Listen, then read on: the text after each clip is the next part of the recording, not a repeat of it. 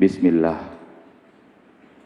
walhamdulillahi wa kafa, wassalatu wassalamu ala sayyidina wa maulana wa habibina wa syafi'ina wa dhukrina Muhammadinil Mustafa wa ala alihi wa ashabihi ahli sidqi wal wafa.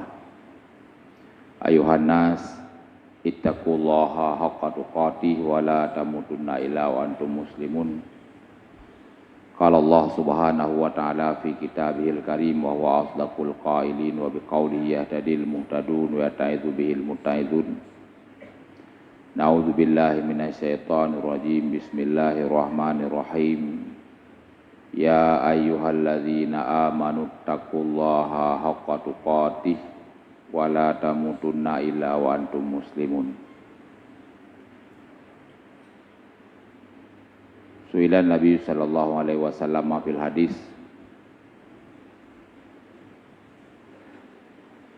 an aksari ma yudkhilun nasa al jannata faqala at-taqwa wa husnul khuluqi wa su'ila an aksari ma yudkhilun nasa an-nara faqala al-famu wal faraju. Sadaqallahul azim wa sadaqa rasuluhun nabiyul karim wa nahnu ala dzalika minasyahidin wa syakirin walhamdulillahi rabbil alamin.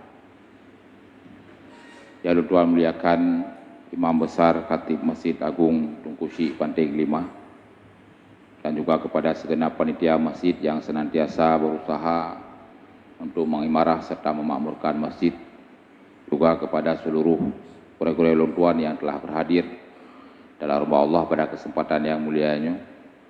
Juga tidak lupa kepada seluruh para hadirin sidang jamaah Jumat yang dimuliakan oleh Allah Subhanahu wa taala Bandung. Izinkan sejenak waktu barang 15 atau 20 menit ingin mengutip firman Allah serta sabda Rasul. Mudah-mudahan putra yang menjadi kutipan dalam kesempatan yang sangat singkatnya menjadi mauizah hasanah, pelajaran yang baik bagi kita untuk meniti kehidupan dunia yang fana dalam rangka kita kepada kehidupan yang kekal abadi dan lebih baik, yaitu kehidupan kita baru kiamat tinggal. Tunggu para hadirin sidang jamaah Jumat yang dimuliakan oleh Allah Subhanahu wa taala. Di dalam Al-Qur'an, tepatnya dalam surah Ali Imran ayat 102, Allah Subhanahu wa taala berfirman, Ya ayyuhalladzina amanu taqullaha haqqa tuqatih wa la tamutunna illa wa antum muslimun. Arti peralihan bahasa dalam bahasa kitanyo untuk mudah kitanyo mengerti. Allah nuhai kitanyo, ya ayyuhalladzina amanu, wahai orang-orang yang telah beriman. Ay alladzina utulahumul iman, orang-orang yang telah diberikan keimanan dalam dada. Seumpama kitanyo yang karena keimanan dalam dada, sehingga dengan keimanan tersebutlah pada hari ini kita berhadir ke tempat yang mulia ini. Ittaqullaha haqqa tuqatih, bertakwalah kamu kepada Allah Subhanahu wa taala sebenar-benar ketakwaan kepada Allah. Wala tamutunna illa wa antum muslimun, dan jangan sekali-sekali kalian mati, kalian meninggal kecuali kalian itu dalam keadaan muslim, dalam keadaan mukmin. Nah, tunggu para hadirin sedang jamaah yang dimuliakan oleh Allah Subhanahu wa taala. Dalam ayat ini ada dua perintah yang sangat besar sekali, yang ini menjadi pokok daripada seluruh perintah-perintah Allah Subhanahu wa taala kepada kitanya selaku umat manusia yang hidup di atas rundoyannya. Perintah yang pertama sekali adalah perintah untuk selalu bertakwa kepada Allah Subhanahu wa taala dengan sebenar-benar takwa. Berarti takwa dengan predikat sebenar-benar takwa. Itu perintah pertama.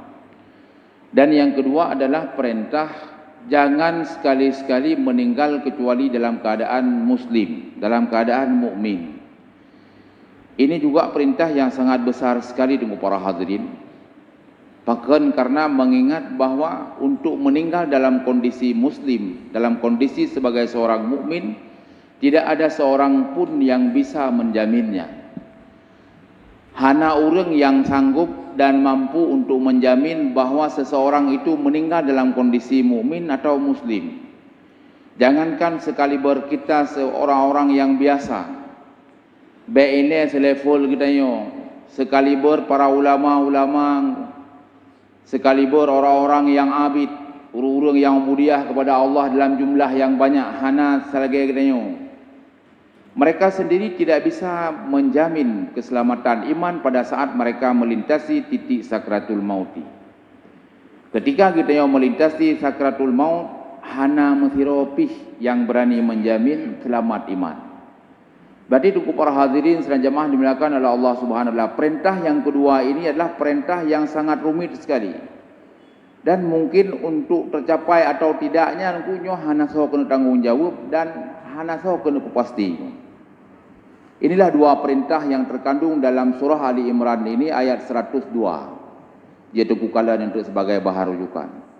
Ini adalah perintah yang besar. Ini adalah penentuannya.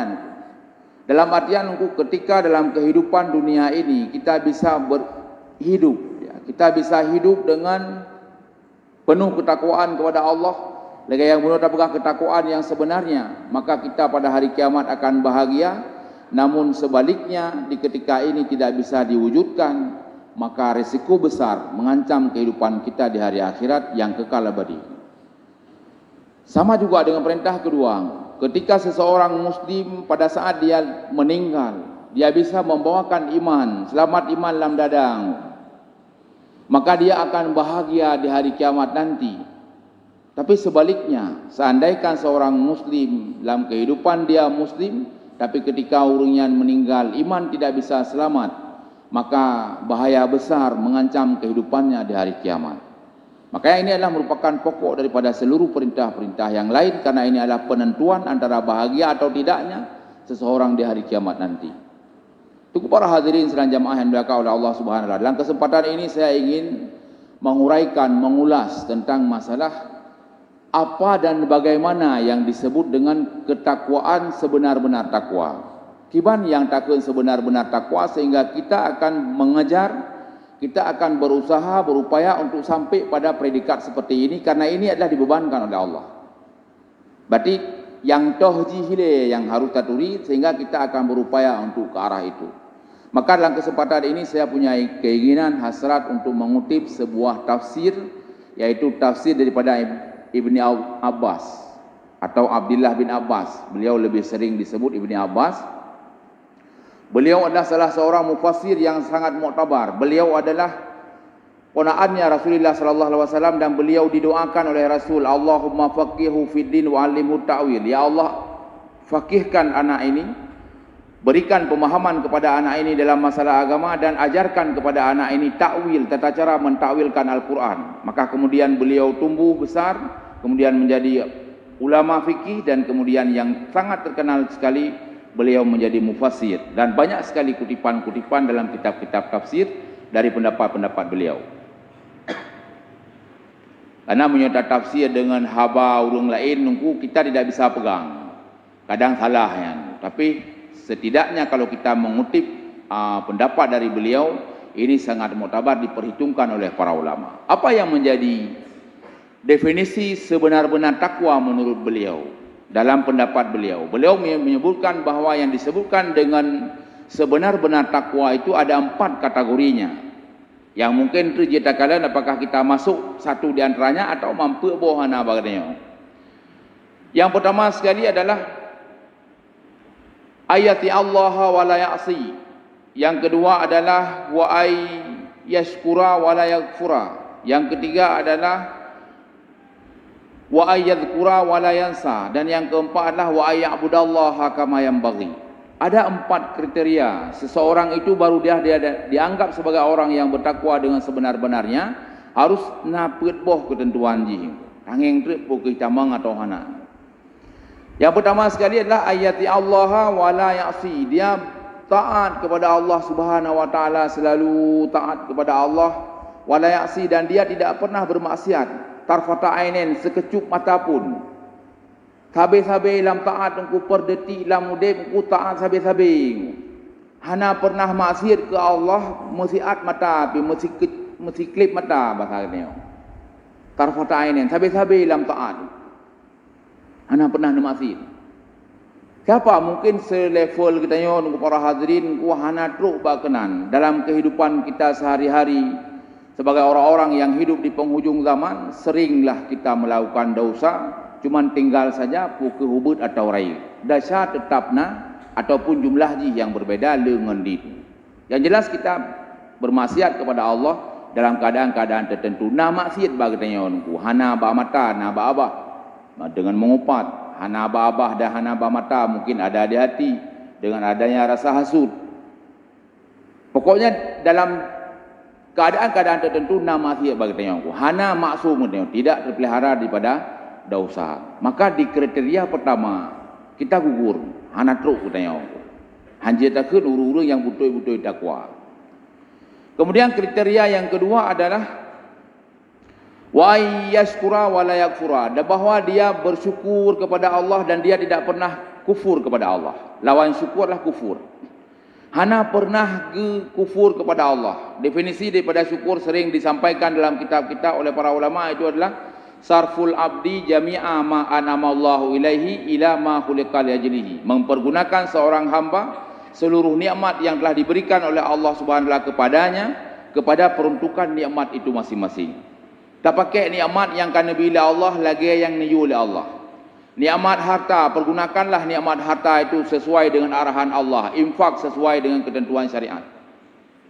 Nikmat anggota tubuh neberilah Allah, mata, kaki, babah, mulut, hidung dan lain sebagainya, gunakan pada tempatnya masing-masing. Jangan pernah menyelewengkan seluruh nikmat anggota yang telah diberikan oleh Allah Subhanahu wa taala. Baik tajak bak maksiat dengan kaki, dan jangan melakukan maksiat dengan tangan, jangan melakukan maksiat dengan hati, dengan mata, telinga dan seterusnya. Kita jaga dengan sebenar-benarnya. Barulah kena tengok orang yang butui-butui takwa kepada Allah. Lagi-lagi tunggu para hadirin dan jamaah dimuliakan oleh Allah Subhanahu wa taala, ketentuan yang kedua kita gugur.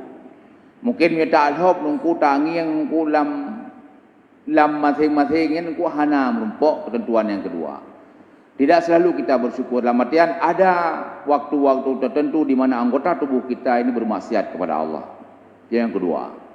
Yang ketiga adalah wa ayyadhkura wa la yansa, dan dia selalu mengingat Allah Subhanahu wa taala dan tidak pernah lupa kepada Allah.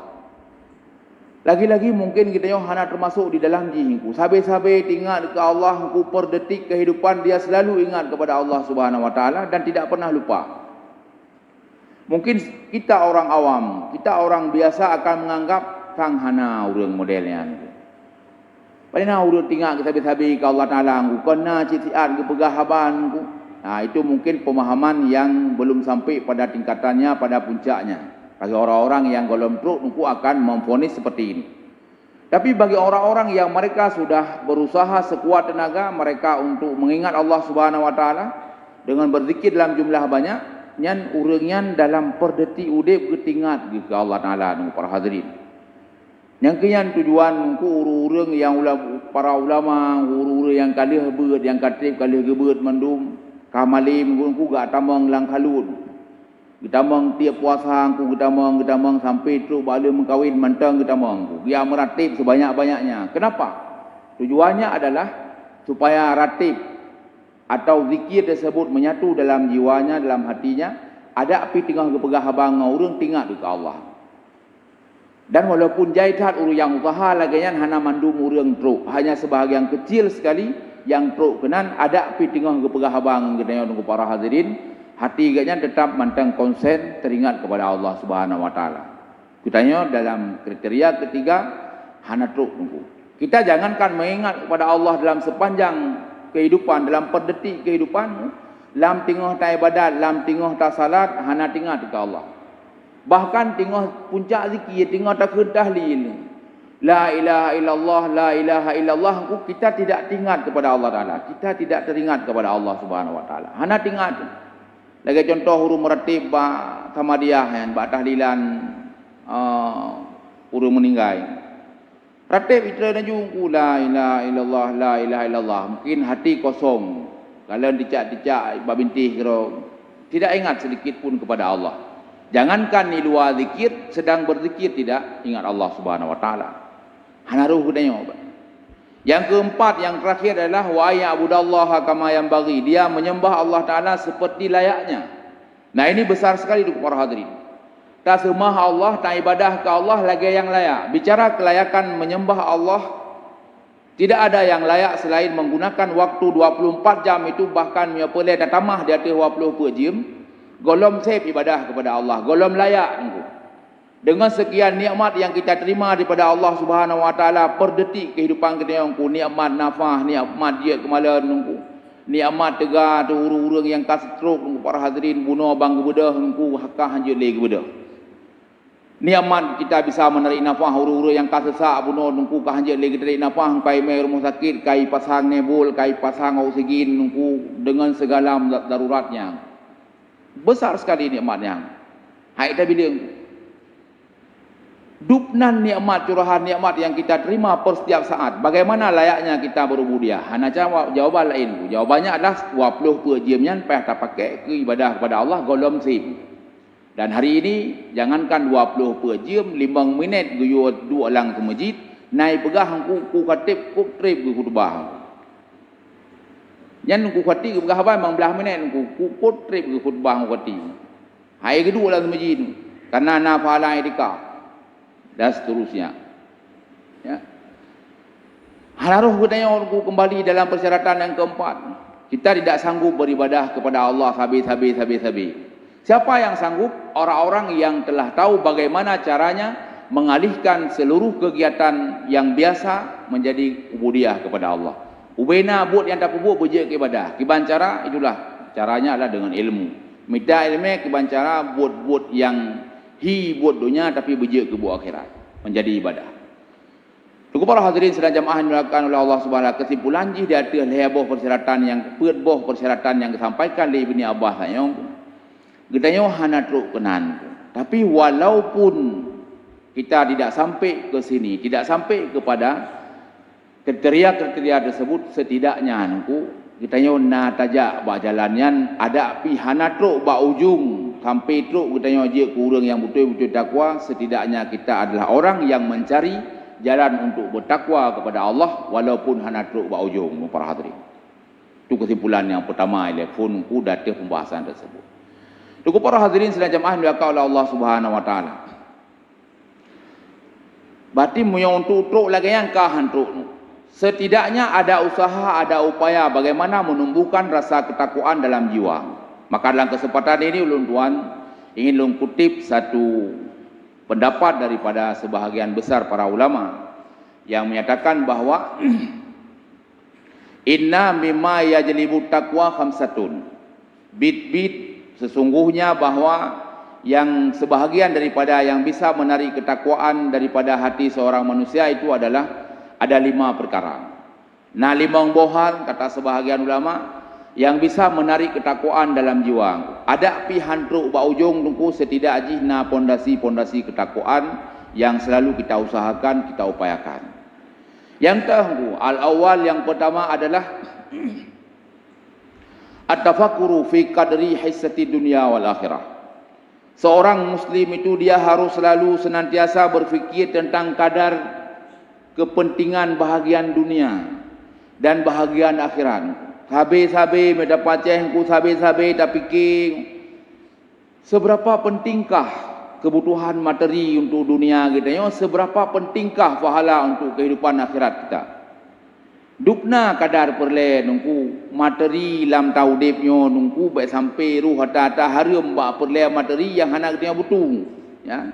Seberapa butuhnya materi untuk kehidupan menopang kehidupan dunia 60 tahun. 60 tahun cuma yang tarasa pun hana truk 60 lagi barakon kali dapat tupat, ya. Mungkin hanya beberapa tahun saja yang kita rasakan. Seberapa banyak materi yang kita butuhkan dan seberapa banyak pahala daripada ubudiah kita kepada Allah yang akan kita butuhkan pada kehidupan akhirat nanti, yang kehidupan itu adalah tanpa pinggiran. Kehidupan yang hana bine hidungku. Hana mejan pajang ke sini dia, karena memang anak ke sini dia. Seberapa banyak kebutuhan ini? Maka seandainya ada ini dalam pikiran seorang muslim, maka dia akan tertahan ketika dia mau melakukan sebuah dosa. Wadah dan buat dasar ku tinggal dan ku bagaimana kehidupan kita di dunia dan bagaimana kehidupan kita di akhirat. Perbandingan kepentingannya ini sangat penting sekali. Itu yang pertama.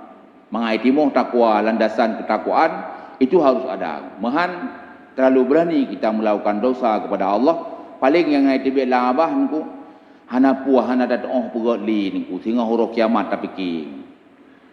Adi lepas tangan tak fikir ni oleh kiban pertanggungjawaban di hari kiamat. Kaku tapi hana datang perut li. Atah kamu no dunia kaku huruf kiamat sehingga tak fikir. Itu yang pertama sekali. Kemudian yang kedua adalah al-mujahadah wa riyadah. Adanya rasa pemaksaan jiwa, tapak sah jiwa untuk berada di arah kebaikan. Wa riyadah, dan mempertahankan jiwa di atas kebaikan. Tapak sah paksa, watekana di atas kebaikan tak pedun. Yang dua yang wajibna. Kalau tidak maka kita tidak akan berhasil dalam meniti kehidupan dunia. Kita binasa. Payahananku. Kenapa? Karena saya sering sampaikan bahawa nafsu kita, jiwa kita yang tungku manggepegal oleh Allah Subhanahu wa taala lebih mengarah ke arah kiri. Iji memang lebih berat uye, dan sadra memang gepegal lebih berat uye. Ditambah dengan syaitan, mentambah kelah hati tubuhmu. Lebih kaglam mengarah ke arah uye, karena memang diganggu oleh syaitan. Drawasi memang kasingen uye, kita mah hitigan kembali oleh syaitan warah kiri. Seandainya pemilik nafsu ini, pemilik jiwa ini, dia tidak memaksakan untuk mengarah ke arah kanan, tidak usah bermimpi bahawa jiwanya akan mengarah ke arah kanan. Baik nak melumpur, nunggu kita yang berat, nunggu yang nak dapat sah, hana sing. Jadi kalau nunggu urang, nunggu si belian, si minggu tiga belian. Bak melasah, bak masjid. Hanya sedikit sekali yang sanggup. Kenapa kan? Karena memang mangat kedua kerong lang wateng syayan tantang dia kerja guna orang geduk upir ko gaji kopi sebegitu santainya yang ipeleli tubuhmu. Tapi harus ada pemaksaan. Kita harus sadar bahawa pahala untuk hari kiamat, ilmu yang akan kita gunakan dalam meniti kehidupan itu jauh lebih penting daripada kita hanya duduk di warung kopi. Payah nak pemahaman antarian. Payah dapat sangku. Anak miat seorang nak galak belajar, tidak ada. Tidak ada yang suka untuk belajar, tapi dia harus dipaksa angku. Watai katruk buat puncak roy bagi sebahagian anak miat yang berhasil. Watai kala pondasi ilmu akan tumbuh rasa gairah keilmuan, galak keilmu, galak yang baca. Tapi dari paksaan pertama. Begitulah kehidupan seorang manusia. Paksa dia pun, pak ujung sehingga baru terus balak. Kemudian yang ketiga yang bisa menumbuhkan ketakwaan itu adalah as-saumu, berpuasa, sering-sering berpuasa. Puasa wajib yang ada kapokok. Puasa-puasa sunat pun lagi nyansit. Itu akan menekan hud nafsu warahwin. Nyan jaminan karena memang itu adalah firman Allah, kutiba alaikumusiyam kama kutiba alal ladzina min qablikum la'allakum tattaqun. Hikmah daripada berpuasa itu adalah menciptakan jiwa-jiwa yang akan takwa kepada Allah. Kemudian yang keempat, yang menjadi penumbuh rasa takwa sebagai pondasi dalam hati seorang manusia adalah husnul khuluqi. Dia punya akhlak yang baik dalam kehidupannya. Akhlak lamudib begat engku. Akhlak yang mana yang disebutkan? Yang disebutkan, yang dimaksudkan di sini adalah 4 akhlak yang disampaikan oleh Imam Ahmad bin Muhammad Al-Ahmadi dalam kitab beliau Khuluqul Insan fil Islam. Beliau menyampaikan bahawa akhlak manusia itu ada 4. Yang pertama adalah khuluqul insan billah, yang kedua adalah khuluqul insan bi syariatillah, yang ketiga adalah khuluqul insan bi nabi bi rasulillah, kemudian yang keempat adalah khuluqul insan bi khalqillah. Akhlak kita harus sempurna, mampet boh arahnya nunggu. Akhlak manusia dengan Allah, akhlak manusia dengan syariat yang dibebankan oleh Allah, kemudian akhlak manusia dengan Rasul sebagai pembawa syariat daripada Allah, kemudian akhlak yang keempat adalah akhlak seorang manusia sesama manusia yang lain, sesama makhluk-makhluk Allah Ta'ala yang lain. Mampet bohnya nunggu harus sempurna. Dengan Allah harus butuh, dengan syariat harus butuh, dengan Rasul harus butuh, kemudian sesama roda pun harus punya akhlak yang baik. Perut bohnya harus tahu tahanku sekuat tenaga. Barulah tumbuh rasa-rasa ketakwaan dalam dada.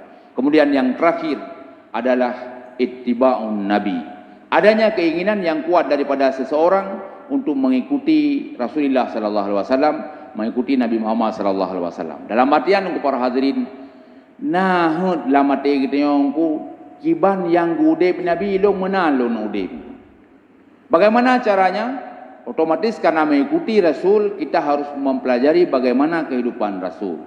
Bagaimana syariat yang dibawakan oleh Rasul. Bagaimana beliau dalam syariat, bagaimana beliau dalam ibadah, bagaimana beliau dalam bermuamalah, bagaimana beliau dalam munakahah. Dalam artian seseorang ketika dia punya keinginan mengikuti Nabi, dia harus mencari ilmu tentang agama Allah, dia harus mencari ilmu tentang bagaimana kehidupan Rasulullah sallallahu alaihi wasallam. Tunggu para hadirin sedang jemaah yang dimuliakan oleh Allah Subhanahu wa taala, ucap kesimpulan dia putra yang Allah sampaikan dalam kesempatan yang sangat singkat sekali. Yang pertama sekali, dalam kehidupan kita sebagai seorang muslim, Allah membebankan dua buah perintah besar yang sangat sukar untuk diwujudkan, tapi mau tidak mau mesti harus diwujudkan. Payahna, perintah itu adalah perintah bertakwa kepada Allah sebenar-benar takwa. Kemudian yang kedua adalah perintah untuk meninggal dalam keadaan muslim dan dalam keadaan mukmin. Monyonya dua hana, maka insya-Allah kehidupan suram di hari kiamat itu menanti orang-orang yang tidak memiliki dua hal tersebut, yang air wujud. Kemudian kesimpulan yang kedua adalah ketakwaan sebenar-benar takwa sukar untuk diwujudkan dalam kehidupan kita ini. Tapi setidaknya kita berada di arah jalan menuju ke arah ketakwaan tersebut. Ada pilihan truk ba ujung nunggu yang ba jalan-jalan takwanya payah tajak. Dalam artian ada pilihan tekedi maksiat ke Allah, baik lalu maksiat, ada pilihan tekedi lale, baik sampai lale datar-datar. Itu kesimpulan yang kedua. Kesimpulan yang ketiga adalah banyak sekali hal-hal, trik atau cara yang bisa menumbuhkan ketakwaan mungkin. Tapi dalam kesempatannya ulun kutip sebahagian daripada pendapat para ulama menyampaikan ada 5 hal yang bisa menumbuhkan ketakwaan, dasar-dasar ketakwaan dalam dada seorang muslim. Yang pertama sekali adalah sahabat-sahabat tak fikir, senantiasa berfikir tentang kadar kebutuhan kita untuk duniawi kita yang hanya siat tahu di sini, dan bagaimana kebutuhan kita untuk ukhrawi kita akhirat kita yang sahabat-sahabat sidih tahu tanpa ada batas waktu, tanpa ada pinggiran tempat. Hanam batah wate yang tempat habis-habis ini. Kemudian yang kedua adalah al-mujahadah wariyadhah, adanya pemasaan jiwa, kemudian petun di atas kebaikan. Kemudian yang kelima adalah berpuasa sering-sering. Kemudian yang keempat adalah memiliki akhlak yang baik, mampu bawa akhlak yang kita sampaikan bunuh. Kemudian yang kelima adalah adanya rencana yang kuat daripada kita untuk mengikuti Nabi. Nabi hanya pernah nemaksiat ke Allah, kitanya pun punya keinginan dan tekad yang kuat, ilung sekuat tenaga halu maksiat ke Allah. Mungkin ono mentang selaku tausiah yang sangat singkat sekali dalam kesempatan yang sangat singkat, mudah-mudahan kiranya Allah memberikan faedah bagi pribadi khatib yang menyampaikan, juga kepada para hadirin memandum. Amin ya rabbal alamin. Alhamdulillah rabbil alamin. Wassalatu wassalamu ala sayyidina wa maulana Muhammad wa ala alihi wa ashabihi ajma'in. Ayuhan nas, usikum wa nafsi bitaqwallahi wa qad fazal muttaqun. Ittaqullaha fis sirri wal alaniyah la'allakum tafuzuna yawmal qiyamah. Ittaqullaha haqqa tuqatih wa la tamutunna illa wa antum muslimun. A'udzu billahi minasy syaithanir rajim. Bismillahirrahmanirrahim. Ya ayyuhalladzina amanu taqullaha haqqa tuqatih wa la tamutunna illa wa antum muslimun. Barakallahu li wa lakum bil Qur'anil azim wa ya fawzal mustaghfirin wa ya najatat taibin.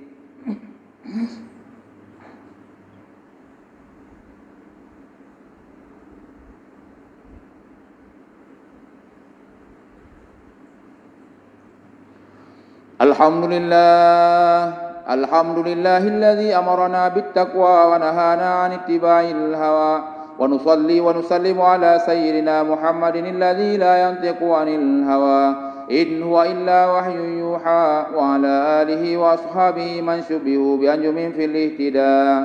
Ayyuhan nas, usikum wa nafsi bittaqwallahi wa qad fazal muttaqun. Ittaqullaha fis sirri wal alaniyah لعلكم تفوزون يوم القيامة اتقوا الله حق تقاته ولا تموتن إلا وأنتم مسلمون أعوذ بالله من الشيطان الرجيم بسم الله الرحمن الرحيم إن الله وملائكته يصلون على النبي يا أيها الذين آمنوا صلوا عليه وسلموا تسليما اللهم اغفر للمسلمين والمسلمات والمؤمنين والمؤمنات الأحياء منهم والأموات وتابع بيننا وبينهم بالخيرات رب اغفر وارحم وأنت خير الراحمين عباد الله إن الله يأمركم بالعدل والإحسان وإيتاء ذي القربى وينهى عن الفحشاء والمنكر والبغي يعظكم لعلكم تذكرون ولذكر الله أكبر والله يعلم ما